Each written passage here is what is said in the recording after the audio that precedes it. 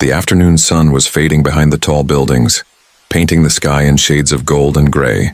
The streets were alive with movement, cars honking, people talking loudly on their phones, the smell of roasted peanuts mixing with exhaust fumes. Everyone seemed to be in a hurry, walking fast, eyes fixed ahead as if every second mattered.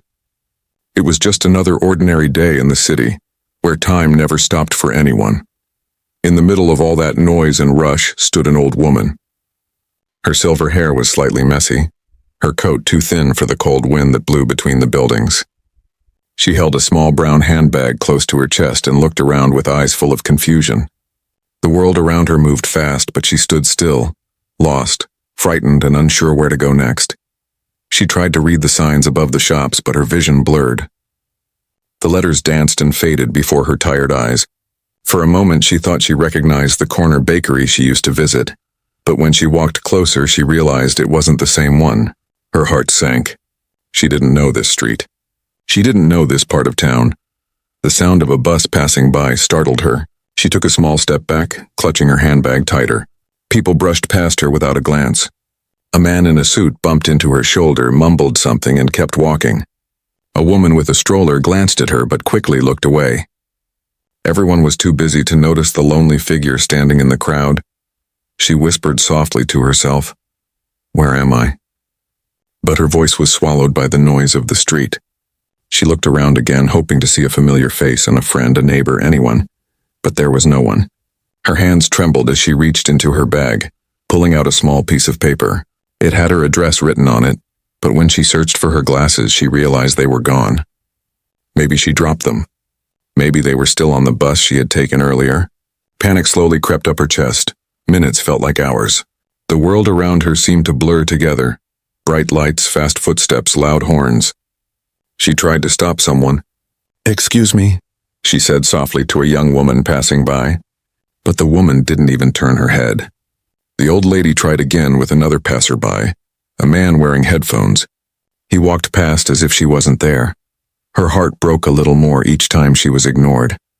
She had always believed that people were kind, that someone would stop if they saw a person in need.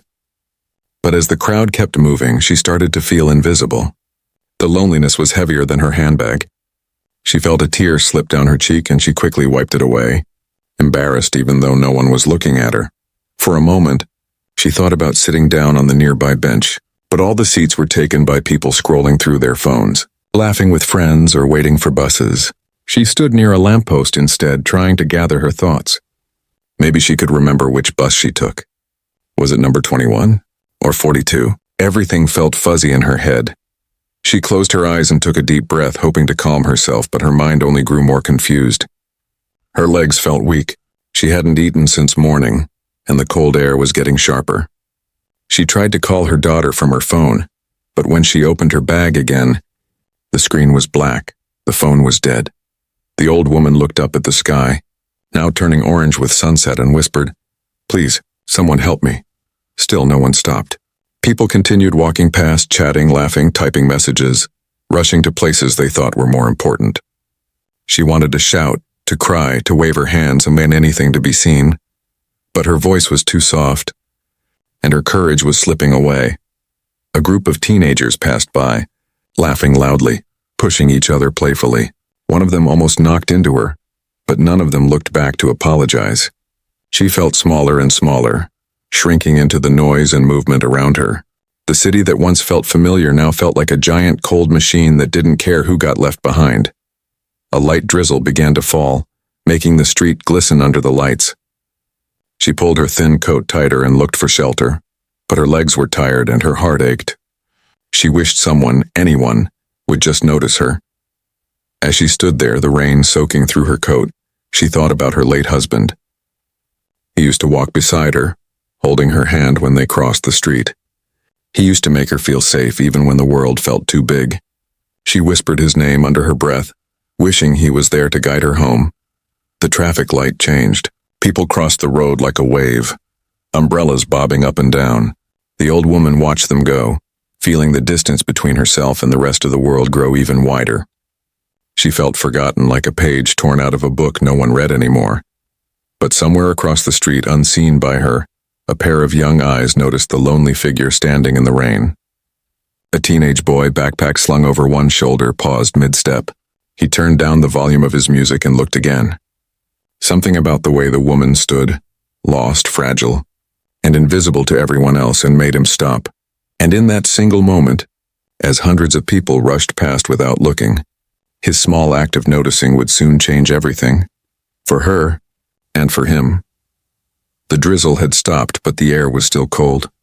The old woman stood at the edge of the street, her shoes slightly wet, her fingers numb from holding the cold strap of her handbag. The city around her moved like a living thing, restless, loud, and unaware. She tried to tell herself that someone would notice her soon. Someone had to, but the faces passing by were blank, focused, lost in their own little worlds. She took a shaky step forward and whispered to a man in a blue jacket, "Sir, can you help me?" He slowed down for half a second, looked at her, then shook his head quickly and kept walking. She didn't even have the chance to finish her sentence. Her voice, soft and trembling, disappeared in the noise of honking cars and chattering people. A group of office workers hurried past, laughing about something on a phone screen. Their laughter felt sharp to her ears, not cruel, just careless. They didn't see her. They didn't hear her. She was like a shadow blending into the city walls. Her feet ached and she sat down on a cold bench near a bus stop. The lights flickered above her.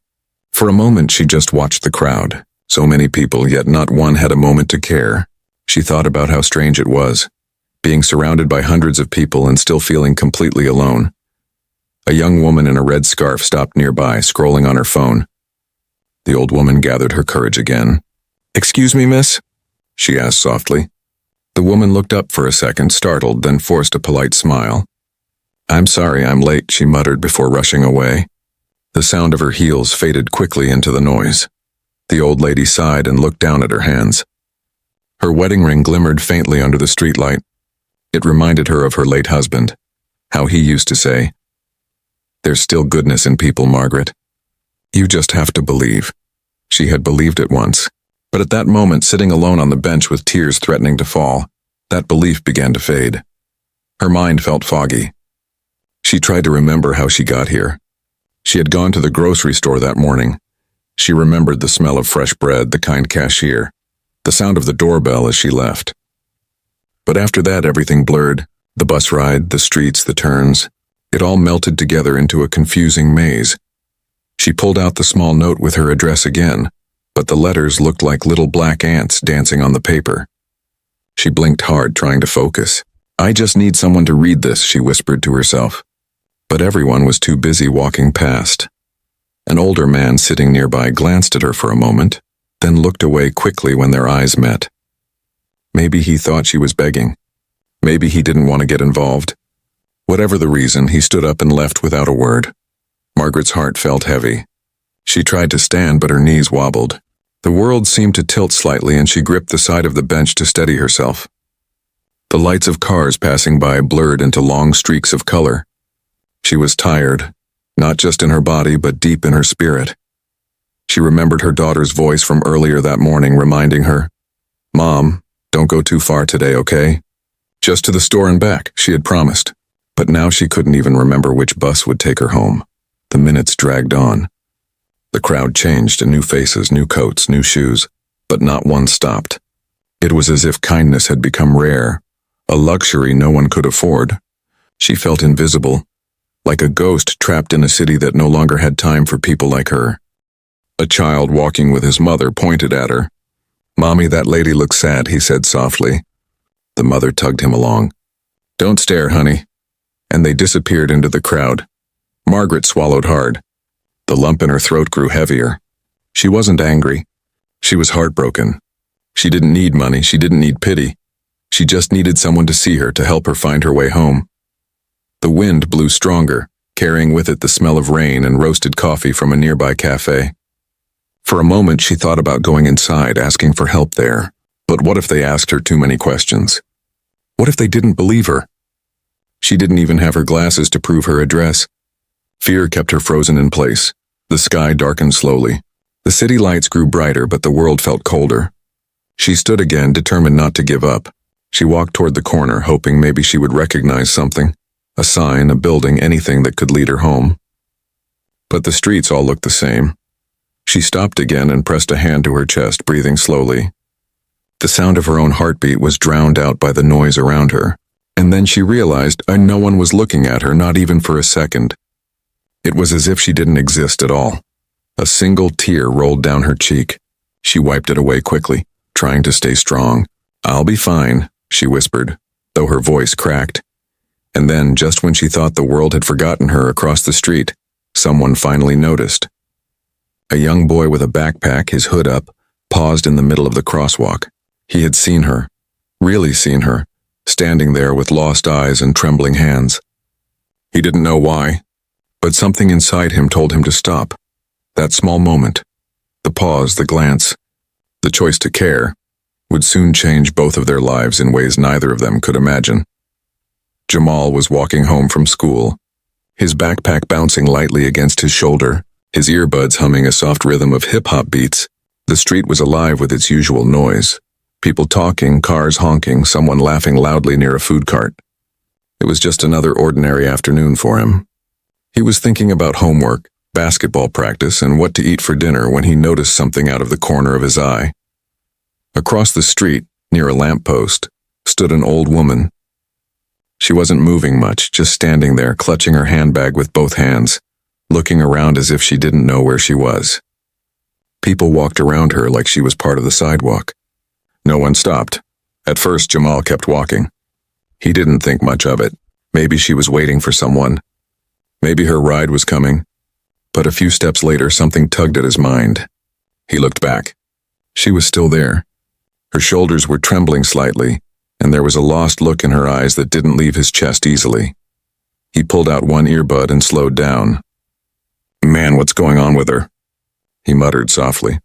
Cars zoomed past between them, and for a moment he couldn't see her face clearly. But when the traffic light turned red and people began to cross, he caught a better look.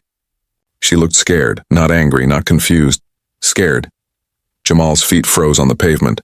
A dozen thoughts ran through his mind. Should he go over there? Maybe someone else would help. Maybe it wasn't his business. But as he looked around, no one seemed to care. They all had their heads down, eyes on their phones or their watches. And that feeling inside him, that quiet voice that whispered, "Do something," grew louder. He sighed and took off his other earbud. "All right," he said to himself quietly. "I guess it's me." As he crossed the street, he felt a strange mix of nervousness and determination. He didn't know what to say, didn't want to scare her, but he knew one thing for sure. He couldn't just walk past like everyone else. When he reached her, he noticed how small she looked up close. Her coat was slightly damp from the earlier rain, and her hands were shaking. She was staring at a piece of paper, squinting at it, her lips moving as if she was trying to read. "Excuse me, ma'am?" Jamal said gently. The woman looked up, startled. Her eyes, watery and tired, met his. For a second, she didn't speak. Then she whispered, "Oh, hello, dear." Jamal gave a soft smile. "Are you okay? Do you need help?" Her voice trembled as she answered, I can't find my way home. I must have taken the wrong bus. I can't remember which stop I got off at." Jamal's heart tightened. She sounded so fragile, like her words might break if she spoke too fast. "It's all right," he said calmly. "We'll figure it out, okay? You got your address with you?" She nodded weakly and handed him the crumpled piece of paper. The ink was slightly smudged, but the address was still readable. Jamal looked around, trying to recognize the street name, but it didn't match anywhere nearby. "All right," he said softly, trying to keep her calm. "Don't worry. I'll help you get home." Her lips trembled into a small smile. "You're very kind, young man. Everyone else just walked past me." Jamal looked around again. People were still walking by, some glancing for a moment but quickly looking away when they saw him talking to her. He felt a strange mix of pride and sadness. Pride that he stopped. Sadness that no one else had. He noticed her coat was damp, and her fingers were turning slightly red from the cold. "Here," he said, taking off his hoodie and gently placing it over her shoulders. "It's kinda chilly. You'll catch a cold," she tried to protest. "Oh no, I couldn't." "It's okay," Jamal said with a grin. "You can give it back when we find your home." That made her smile for real. a small warm smile that softened the wrinkles around her eyes. For the first time that day, she looked a little less afraid. Jamal pulled out his phone, but before he could open the Maps app, he realized something. She was watching him closely, like she didn't trust phones much. So he spoke softly, keeping his tone patient. "I'm just checking your address on my phone, ma'am. We'll find it fast, don't worry." She nodded, her voice shaky. "Thank you, son. You remind me of my grandson." That one line hit Jamal harder than he expected. He smiled again, trying to hold back the lump in his throat. "Guess I got some grandma energy in me today." He joked lightly, and she laughed. A small, genuine laugh that sounded like warmth after a storm. They started walking slowly toward the nearest police booth, Jamal keeping a gentle pace beside her so she wouldn't have to rush. The city still buzzed around them. Cars, people, lights. But for a moment it felt like the noise faded away. It was just them now. A lost woman and a boy who decided to care. And as they walked, Jamal couldn't help but wonder why no one else had stopped. Maybe people were afraid. Maybe they were busy. Or maybe, he thought, the world just needed a reminder that kindness wasn't old-fashioned. He didn't know yet that this small act, this quiet choice to cross the street, would soon make him a hero in ways he never expected. But right now he wasn't thinking about that. He was just thinking about getting her home safely. The walk to the police booth wasn't long, but for Margaret it felt endless. Her legs were heavy, her steps slow and careful. Every few seconds she glanced nervously at the passing cars and bright lights. The world around her seemed too loud, too fast. But beside her, Jamal walked calmly, matching her pace, making sure she didn't feel rushed. He kept a gentle distance, not too close to make her uncomfortable, but close enough that she knew she wasn't alone anymore. He carried her grocery bag in one hand and held his phone in the other, checking directions every now and then. The screen's glow reflected in his brown eyes as he spoke softly, mostly to reassure her. "Don't worry, ma'am," he said with a small smile. "We'll find your home or someone who can help real soon." Margaret nodded, her voice small and shaky. "You're very kind, dear. Most people wouldn't stop." Jamal shrugged lightly. "Guess they just didn't see you. Some people don't really look around anymore." She looked at him for a long moment and whispered, "But you did." Her words hung in the air like a quiet truth. Jamal didn't know how to respond. He just smiled again and looked forward, feeling a strange warmth in his chest, the kind of feeling that comes when you know you did the right thing without needing a reason. When they reached the police booth, a small shelter with a flickering light, the officer inside was sipping coffee and scrolling through his phone. Jamal stepped forward. "Excuse me, sir," he said politely. "This lady's lost. I think she needs help finding her home." The officer looked up, surprised. He stood immediately, setting his cup aside. "Oh, yes, of course. Ma'am, are you all right?" Margaret gave a weak smile. "I'm fine now, thanks to this young man." The officer nodded gratefully at Jamal. "Good work, son. Most people just pass by." Jamal rubbed the back of his neck, a little shy. "Yeah, I noticed." While the officer made a few calls, Jamal guided Margaret to a chair and made sure she was comfortable. Her hands were still trembling, so he went to the nearby cafe and returned with a cup of warm tea. He set it gently in front of her. Her eyes widened. "You bought this for me?" He smiled. "Yeah. You looked like you could use something warm." She wrapped her cold fingers around the cup, feeling its heat spread into her palms. "You remind me of my grandson," she said again softly. "He's about your age. Always smiling, always helping others. I haven't seen him in so long." Jamal sat beside her, listening quietly. There was something in her voice, a mixture of sadness and gratitude that made him feel protective, like he needed to make sure she got home safe no matter what. "You'll see him again soon, ma'am," Jamal said. "And when you do, you'll tell him how you scared the whole city by going on an adventure." She chuckled, covering her mouth with her hand. The sound of her laughter was gentle but full of life, like a small candle flickering back to brightness after nearly going out. The officer returned after a few minutes. "We found her address," he said kindly. "Her daughter's on her way to pick her up." Margaret looked relieved, her shoulders finally relaxing. "Oh, thank heavens," she whispered. Then she turned to Jamal. "You stayed with me this whole time. You didn't have to." Jamal looked at her, his expression soft. "I know, but I wanted to. My mom always says kindness doesn't cost a thing, so I guess I'm just trying to stay rich." That made the officer laugh. Your mother raised you right, son. Jamal grinned. Yeah, she tries. As they waited, the city around them kept moving. Cars rushing, lights flashing, strangers passing by. But inside that little police booth, everything felt different. It was quiet, warm, and full of something the outside world seemed to have forgotten. Humanity. Margaret took a sip of her tea, her eyes glistening. You know, she said softly, when I was standing out there, I thought the world had changed. I thought kindness was gone. But then you came along. Jamal looked down, a little embarrassed but deeply touched. I'm glad I did. When her daughter finally arrived, a woman in her 30s, panic written across her face, she rushed to hug her mother tightly. Mom, I was so worried. You can't just wander off like that. Margaret smiled faintly. I know, dear, but I wasn't alone. She looked over at Jamal. This young man helped me. Her daughter turned to him, her voice full of emotion. Thank you, really. I don't know what would have happened if you hadn't stopped. Jamal just smiled and shrugged again. It's okay. I'm just glad she's safe. As they prepared to leave, Margaret reached into her handbag, trying to find something to give him. Jamal quickly shook his head. Please, ma'am, don't. You don't have to give me anything. She smiled and instead reached out, placing her wrinkled hand over his. Then I'll give you a blessing instead, she said softly. May life always be kind to you the way you were kind to me. Jamal nodded, feeling his throat tighten. He didn't expect to feel so emotional, but in that moment he realized something. Kindness wasn't just about helping someone. It was about seeing them, really seeing them, when the world looks away.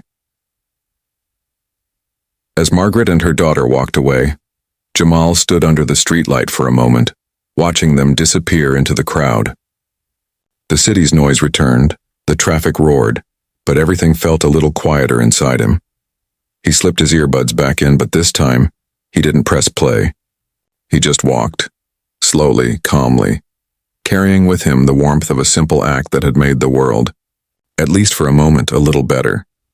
And though he didn't know it yet, someone nearby had recorded everything, the moment he stopped, the kindness he showed, and by the next morning, the world would know his name.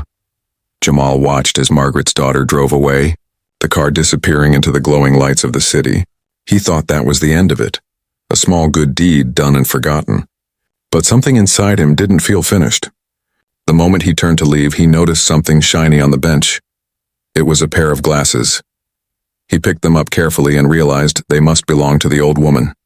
Oh no, he murmured. She forgot these. Without thinking twice, he started running down the street, his sneakers splashing through puddles, the city wind hitting his face. He didn't know which way the car went exactly, but he hoped he could catch up before they were too far. He jogged for several blocks, looking left and right, and finally spotted the car stopped at a red light a few streets down. He waved his arm high, shouting, "Ma'am, wait, you forgot something." The daughter noticed him in the side mirror, surprised. She rolled down the window as Jamal ran up, breathless but smiling. "You forgot her glasses," he said, handing them through the window. Margaret's eyes lit up as she took them. "Oh, my dear boy, thank you. I can't see a thing without these." Jamal laughed lightly. "Yeah, I figured. You wouldn't want to be lost and blind." Margaret chuckled, adjusting her glasses. "You're a blessing, you know that? The world needs more boys like you." Her daughter smiled warmly. "Really, thank you again. You've been so kind," Jamal nodded. "I'm just glad she's okay." As the car drove away for the second time, Jamal stood there for a moment under the streetlight, watching them disappear once more. But this time he felt a strange sense of peace. He didn't know why, but helping her felt right, like he'd done something that truly mattered, even if no one else saw it. What Jamal didn't realize was that someone had seen it. A man sitting at the cafe across the street had been watching the whole thing. From the moment Jamal approached the old lady to the way he ran after the car with her glasses. The man, a local photographer named Ethan, had taken a few pictures, touched by what he witnessed. To him, it wasn't just a random act of kindness, and it was humanity at its finest, something rare in a world where people barely looked up from their screens. That night, Ethan posted one of the photos online with a short caption. "In a world where everyone walked past a lost old woman, this young man stopped. He didn't just help her, he cared. He didn't expect it to go anywhere. But within hours, the post began spreading like wildfire. Thousands of people shared it, commenting about how Jamal's simple act had restored their faith in humanity. The next morning, Jamal woke up to dozens of notifications on his phone. His friends were texting him, tagging him in posts, sending screenshots. "Yo, dude, you're famous," one message said. Another read, "Is this you?" "Bro, the internet loves you." Confused, Jamal opened one of the links and froze. It was the picture. Him standing beside Margaret, holding her grocery bag, smiling softly while talking to her. The caption read exactly what Ethan had written. Jamal blinked, stunned. He scrolled through the comments, hundreds of them. Faith in humanity restored. More people like this, please. This kid deserves an award. Someone raised this boy's mom's salary. She did good. He laughed softly, shaking his head in disbelief. Man, I just helped someone. That's it. His mom came into the room a few minutes later, holding her phone too. "Jamal," she said, half shocked and half proud. "You didn't tell me you were famous now." He groaned playfully. "Ah, Mom, come on. It's not that big a deal," but she smiled, eyes full of pride. "Maybe not to you, but to that woman and to everyone who saw, and it is." Later that day, Jamal went out again, walking the same route. The city looked different now, though nothing had changed. The same people, the same noise, but he felt something deeper in the air. Maybe it was just him, noticing things he hadn't before. He saw an old man struggling with grocery bags and instinctively helped him. He smiled at a stranger passing by.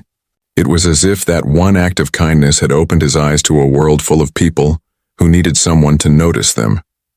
Just like Margaret, that night he received a message from someone he didn't expect, Margaret's daughter. She wrote, "Hi Jamal, Mom hasn't stopped talking about you. She wanted me to tell you that you're welcome to visit anytime. She baked something for you." Jamal smiled as he read the message. For the first time, he felt something that no number of likes or shares could give him. A connection. Because helping a stranger wasn't about being noticed or going viral. It was about humanity. About the quiet, powerful truth that sometimes the smallest things you do can echo the loudest.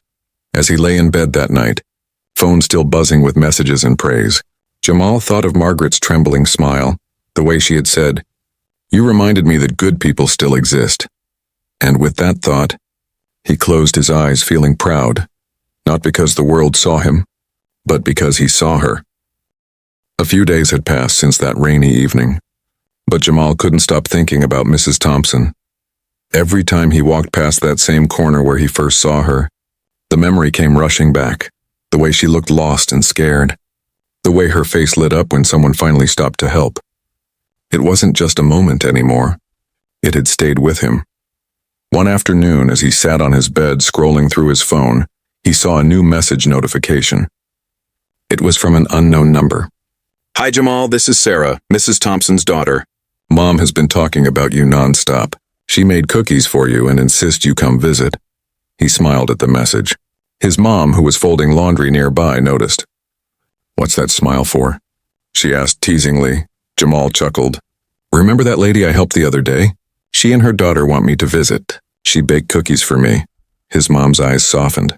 "You should go. When you give kindness, it's okay to receive it too." So, that weekend, Jamal took a short bus ride across town to their address. It wasn't far. A cozy little neighborhood with lined trees and houses that all looked peaceful. He found the right one easily. There was a small white fence, a wind chime by the door, and flower pots that looked lovingly cared for. Before he could even knock, the door opened. There she was, Mrs. Thompson, standing with her glasses on, smiling wide. "Oh my goodness, Jamal," she said joyfully, her voice trembling with happiness. "You really came." Jamal smiled. "Of course, ma'am. I couldn't say no to cookies," she laughed, and that same warmth from before filled the air. "Come in, dear, come in." The house smelled of cinnamon, old books, and something baking in the oven. It felt like walking into a hug. Jamal sat on the couch as Mrs. Thompson poured him a glass of milk and handed him a plate of chocolate chip cookies. Still warm, still soft. "So," she said, sitting down beside him, "how's school?" "Your mother must be proud of you," Jamal smiled shyly. "She is, I think. She told me to say thank you for the cookies. She said not everyone gets home-baked rewards for helping someone. Mrs. Thompson chuckled, her eyes twinkling. Well, not everyone helps someone either. You have a good heart, Jamal. Never let this world harden it. They talked for a long while about her garden, her late husband, her life as a teacher. She showed him a photo of her younger days standing in front of a blackboard, chalk dust on her fingers and pride in her smile. I used to teach little kids, she said softly. Some of them still write to me sometimes. You remind me of one of my students, always curious, always kind. Jamal listened closely, genuinely interested. He didn't interrupt or check his phone once. Something about her voice, gentle but full of wisdom, made him feel calm, like he was sitting with his own grandmother. When she paused, he asked, "Do you get lonely sometimes?" She smiled, though her eyes told the truth before her words did. Sometimes, yes. My daughter works long hours and most of my friends have moved away. But that's life, dear. We lose people, we gain memories. He nodded slowly. I get that. She tilted her head curiously. You're young. What could you possibly understand about loss? Jamal took a deep breath. My dad passed away when I was 9, he said quietly. It's been just me and Mom since then. For a moment, the room fell silent except for the ticking clock on the wall. Then Mrs. Thompson reached over and gently placed her hand on his. I'm sorry, Jamal. Losing someone you love never really gets easier, but I'm glad you still carry kindness in your heart. Your father would be proud of that. He smiled faintly. Thank you, ma'am. The rest of the afternoon passed softly. They played an old board game she had kept since her teaching days, laughed when she accidentally cheated without realizing, and listened to some old jazz music from her record player. It was as if time had slowed down just for them, a boy and an old woman, two strangers from different worlds, sharing something real and simple. As the sun began to set, the light streamed through the curtains in soft orange hues. Mrs. Thompson walked him to the door. You know, she said gently, that day when you stopped for me, you didn't just help me find my way home, you helped me remember that I still belong to this world. Jamal's throat tightened. You don't have to thank me, Mrs. Thompson. I just did what anyone should do. She smiled knowingly. But not everyone does, Jamal. And that's what makes you special. He stood there for a moment looking at her. Frail but strong, old yet full of light. Then he said softly, if it's okay with you, maybe I can visit sometimes, just to check in. Her face lit up instantly. Oh, I'd love that, dear. I'll make sure the cookie jar's always full. They both laughed. And as Jamal walked down the street toward the bus stop, the evening breeze brushed past him gently, carrying the sound of her wind chime. That night, as he lay in bed, he thought about how strange life could be, how one small moment, one small choice, could bring two people together who never would have met otherwise. He didn't know it yet, but helping Mrs. Thompson wasn't just a good deed anymore. It was the start of a friendship that would change both of their lives forever.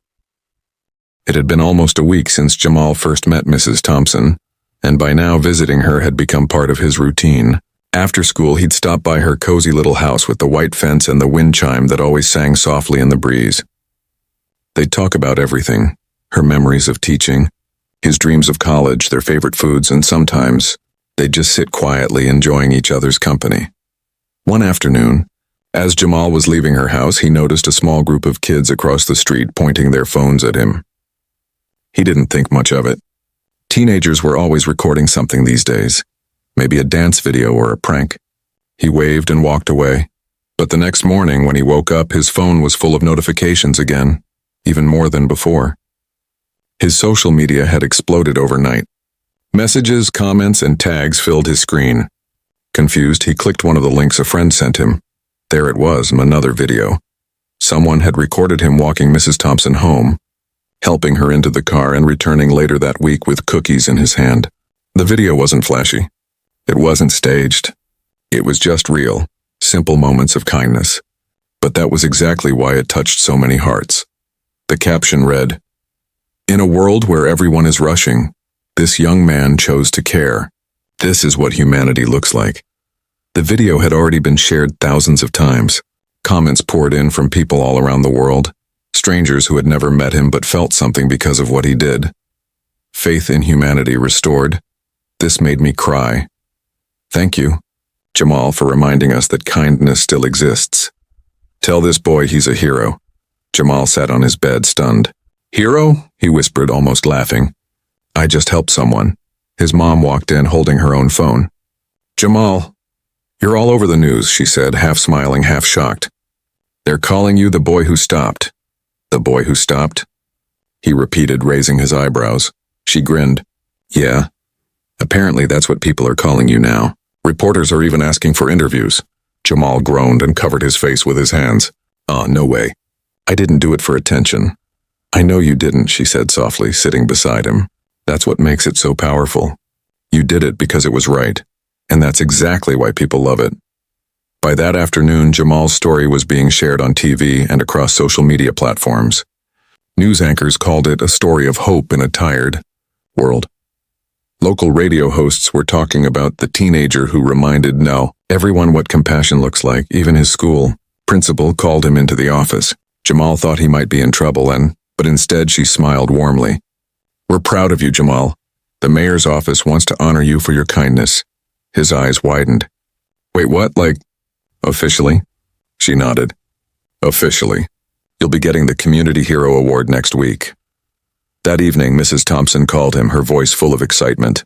Oh, Jamal, I saw you on TV. You looked so handsome. I told everyone that's my boy right there. He laughed, feeling embarrassed and happy all at once. Oh, Mrs. Thompson, it's not that big a deal. It is, dear, she said firmly. You see, sometimes the smallest acts of goodness make the biggest noise. Not because people want to celebrate you, but because they're hungry for hope. You gave them that. Her words stayed with him long after they hung up. Jamal realized something, and kindness had power. Not the kind that comes from fame or recognition, but the kind that spreads quietly, from one heart to another. The following week, he stood on a small stage at a local community center, holding a modest glass trophy that read, "For inspiring humanity." The crowd clapped and cheered, but Jamal's eyes searched for one face, Mrs. Thompson's. There she was, sitting proudly in the front row, her eyes shining with tears and joy. She clapped the loudest, whispering softly to herself, "That's my boy." After the ceremony, Jamal went to her and smiled shyly. You didn't have to come all this way. She took his hand gently. Oh, but I did. Because this moment isn't just yours, Jamal, it's ours. You gave me my faith back, and I think I helped you see who you really are. He looked at her, this fragile, strong, kind woman who had once stood alone on a busy street, and felt a deep warmth in his chest. She was right. Helping her had changed him more than he ever expected. That night, as he stood by his window looking at the stars, the city lights blinking below, Jamal smiled. He thought about how strange it was, and one small decision, one choice to stop, had created a wave that reached thousands of hearts. He whispered softly, "Guess the world needed a reminder." And in another part of town, Mrs. Thompson looked at the framed newspaper article with Jamal's picture on it and said to herself, "Sometimes angels don't have wings, they just wear hoodies." Neither of them could have known how far that one act of kindness would go, how many lives it would touch, how many people it would inspire to stop, look around, and care. But one thing was certain, both their worlds had changed forever.